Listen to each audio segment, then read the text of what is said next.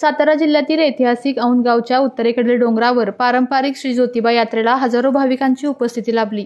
ज्योतिबाच्या नावानं चांग भलंचा जयघोष, गुलाल खोबऱ्याची उधळण आणि पालखी मिरवणुकीने औंध नगरी दुमदुमली।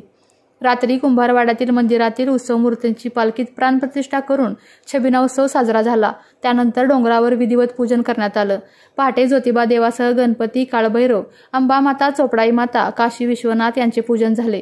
दुपारी 2च्या सुमारास विविध गावातील भाविकांच्या उपस्थितीत उत्सव मूर्तींची पालखी मिरवणूक गुलाल खोबऱ्याच्या उधळणीने साजरी झाली। मंदिरास 5 प्रदक्षिणा घालण्यात आल्या। सासनकाठ्यांचा मान दाखवत आरतीनंतर मूर्ती मंदिरात स्थापित करण्यात आली। सायंकाळी उशिरापर्यंत दर्शनासाठी भाविकांची गर्दी होती। रात्री उत्सव मूर्तींची कुंभारवाड्यात मूळ स्थानी प्राणप्रतिष्ठा करण्यात आली।